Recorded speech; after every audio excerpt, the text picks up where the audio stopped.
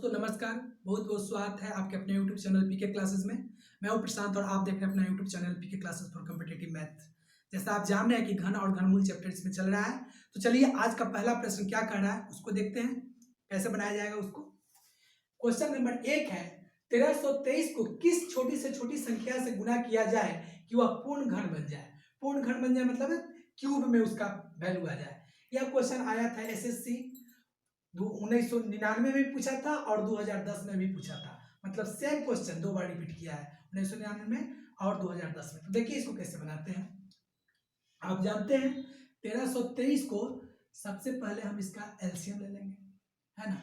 तो ये 3 है नीचे यहाँ पर, तो 2 से कटेगा नहीं, तो 3 से 3 दूना 3 दू 5, 5 3 8 1 9, 9 3 से कट जाता है तो 3 से ही भाग लग जाएगा। 3 चौका 12, 1 2 3 चौका 12 और 1। फिर देखिए फिर ये 3 से कट जाएगा, 3 1 कम 3, 1 और 4 हो गया 14, तो 3 चौका 12 1, है ना।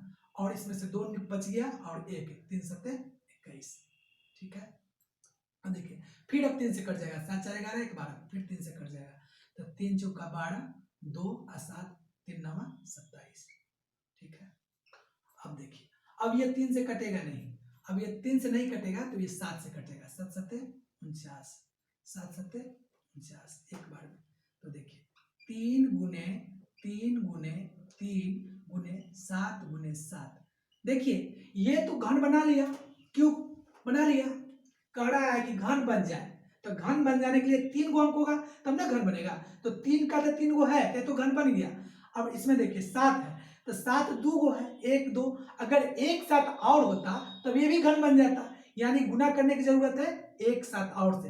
जब एक साथ और अगर यहाँ गुना में आ जाता तब ये घन बन जाता, इसलिए 7 आंसर 7, है ना। 7 से गुना होगा तब ये घन बन जाएगा। चलिए दूसरे प्रश्न में आते हैं। अब क्वेश्चन नंबर 2 देखिए। क्वेश्चन नंबर 2 कह रहा है 175616 का घनमूल 56 है, इसका वैल्यू 56 दे दिया है, तो cube root 175.616 plus cube root 0.175616 plus cube फिर 0.00175616 का मान क्या है, ये पूछ रहा है। यह क्वेश्चन आपको पूछे हुए था एसएससी ग्रेजुएट लेवल 2001 में और सीपीओ 2010 में, सेम क्वेश्चन पूछे हुए था। तो देखिए 17,000 ये है 1755616, ठीक है। तो इसका वैल्यू कितना दिए हुए हैं, इसका वैल्यू दिए हुए 56 बराबर 56, इतना का वैल्यू दिए हुए 56, तो इसका वैल्यू निकालना है। तो देखिए यहाँ वर्गमूल में है, वर्गमूल में नहीं क्यूब रूट में है 175.616, है ना। तो देखिए 3 अंक के बाद दशमलव है, तो जब यहाँ 3 अंक के बाद दशमलव है तो जब ये क्यूब रूट हट जाएगा तो 1 अंक के बाद दशमलव पड़ जाएगा, है ना। तो 6 के बाद दाहिने तरफ से दशमलव पड़ता है, 1 अंक छोड़ देना है और दशमलव दे देना है। ठीक है। अब दूसरा देखिए, दूसरा है कितना 3, देखिए 1 2 3 4 5 6 अंक के बाद दशमलव है ना, 0.175616। देखिए 1 2 3 4 5 6 6 के बाद दशमलव है, तब जब ये क्यूब रूट हट जाएगा तो 2 अंक के बाद दशमलव पड़ जाएगा, तो इसका वैल्यू 56 है, तो ये 1 अंक 1 2 अंक 2 अंक के बाद दशमलव पड़ गया। ठीक है। अब देखिए तीसरा में क्या कर रहा है, क्यूब रूट है और 0.00000 और फिर यह अंक उतर गया है 1755616। तो देखिए ये तो 1 2 3 4 5 6 7 8 9 9 अंक के बाद दशमलव है, तब दशमलव कितने अंक के बाद पड़ेगा 3 अंक के बाद में, क्योंकि 3 दशमलव पर 3 अंक पर एक दशमलव, तो 3 अंक बनाने के लिए क्या करेंगे 0 अपने मन से लगा देंगे, तो ये 3 अंक हो गया 0 5 6 1 2 3, अब दशमलव लगा देंगे। ठीक है। अब क्या काम करना है, आप अपने मन से यहाँ 0 लिख सकते हैं। अब क्या काम करना है कि अब ये तीनों को जोड़ देना है, क्योंकि कह रहा है कि इतना प्लस इतना का मान क्या है, तो 5.6 जोड़ 0.56 जोड़ 0.056, ठीक है ना। आप जीरो लिख सकते हैं, जीरो लिख सकते हैं। अब देखिए इसको जोड़ने के लिए इजी बना बताया है आप लोग को कैसे। दशमलव के बाद सबसे ज्यादा अंक कहाँ है, यहाँ पर है।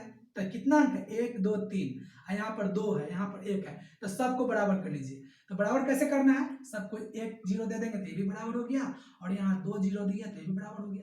अब दशमलव के बाद का जो संख्या है वो तो बराबर हो गया, अब इसको जोड़ लेना है। तो 6 में 0 जोड़ेंगे तो 6 बेर आ जाएगा, फिर 0 जोड़ेंगे तो 6, तो 6 यहाँ पर लिख लीजिए। फिर 5 को लीजिए, 5, यहाँ पर 6 है, 11, 6 5 11, और यहाँ 0 है तो 11 के 1 लिख दीजिए, हाथ में 1 बच गया। फिर 1 1 और 5 6 और 6 12, 12 के 2, हाथ में 1। अब देखिए दशमलव के बाद यही 5 बचा हुआ है, तो 5 1 6, 6.216 आंसर हो गया। चलिए अगले क्वेश्चन में आते हैं।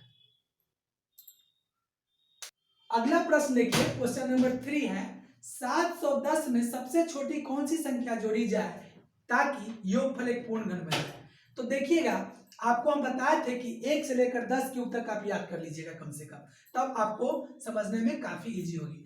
तो 700 के आसपास में कौन सा क्यूब है, 710 के क्यूब पास में 729 है, 729 है।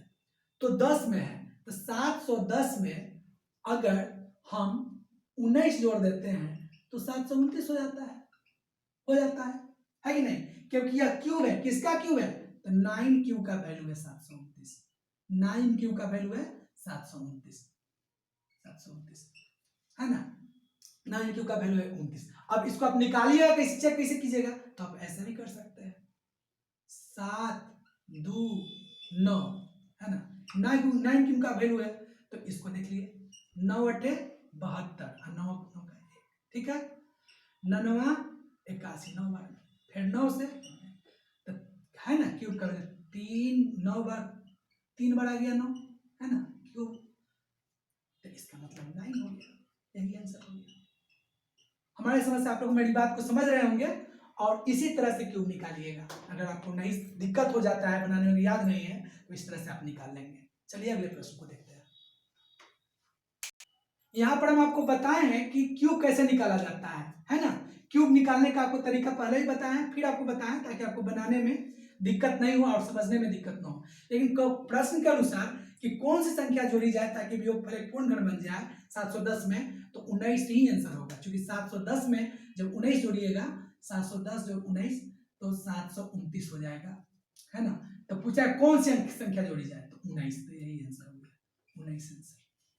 चलिए अगले प्रश्न को देखते हैं। क्वेश्चन नंबर 4 देखिए, क्यूब रूट 333 जोड़ क्यूब रूट 987 जोड़ क्यूब रूट 2197 बराबर व्हाट, इसका वैल्यू पूछ रहा है। ये एसएससी ग्रेजुएट लेवल 2006 में क्वेश्चन पूछा था। तो देखिए इस तरह के प्रश्न को बनाने के लिए ऐसे लिखेंगे, 333 है तो लिख दिए 333, जोड़ क्यूब 987 है तो लिख दिए। अब देखिए इसका हम निकाल लेंगे, तो 2197 है, तो ये 13 क्यूब का वैल्यू है, 13 क्यूब का वैल्यू है 2197, तो यहाँ 13 जोड़ देंगे, ठीक है। अब बराबर फिट कर दीजिए,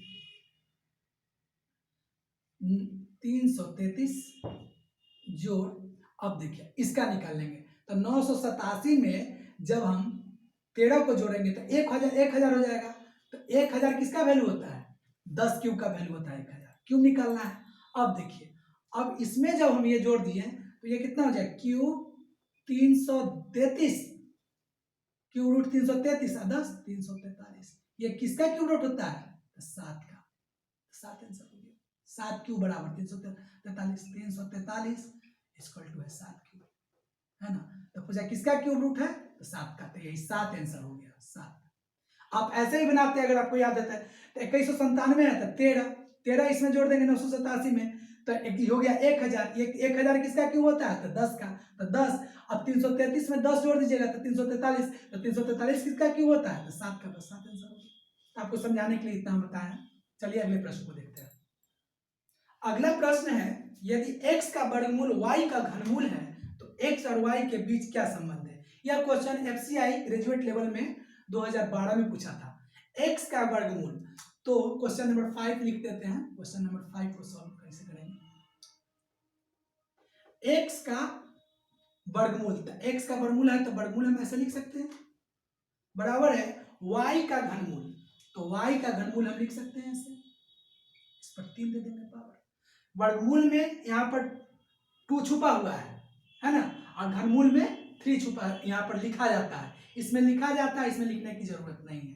अब इसको हम हटा देंगे तो x पर पावर 1/2 हो जाएगा, x पर पावर 1/2, हम अगर इसको हटा देंगे तो x पर पावर 1/2 हो जाएगा, और इसको हटा देंगे तो y पर पावर 1/3 हो जाएगा, है ना, क्योंकि इसमें तो एक छुपा ही हुआ है, और एक के नीचे चला आ जाएगा 3, यहाँ भी एक छुपा हुआ है, इसमें तो चला आएगा तो 1/2, तो x पर पावर 1/2 बराबर y पर पावर 1/3। अब देखिए क्रॉस मल्टीप्लाई हो जाएगा, एक इस 3 से 1 को गुना कर देंगे तो कितना हो जाएगा, 3 गुने 1 बराबर 3, यानी x का पावर 3 हो गया। अब देखिए अब इसका क्रॉस मल्टीप्लाई कर देंगे तो एक में यहाँ 3 से मल्टीप्लाई कर देंगे तो x का वैल्यू हो गया 3, और 2 को 1 से क्रॉस मल्टीप्लाई होता है तो 2 को 1 से गुना कर देंगे तो y का वैल्यू होगा 2, 2 गुने 1 माने 2। तो क्या कह रहा है, यदि x का वर्गमूल y का घनमूल है तो x और y के बीच में क्या संबंध है, तो x cube equal to y square, यही संबंध है, यही आंसर है। तो हमारे समझ से आप लोग को समझ में आ रहा होगा, बहुत इजी वे में हम समझाने का प्रयास किए हैं, आप लोग को समझ में आ रहा है। अगर आ रहा होगा तो इसको कृपया करके आप शेयर कीजिए, सब्सक्राइब कीजिए, और कोई कमी अगर हो तो आप कमेंट करके बताएंगे, मैं उसको फिर समझाने का प्रयास में फिर बदलाव करूंगा। धन्यवाद।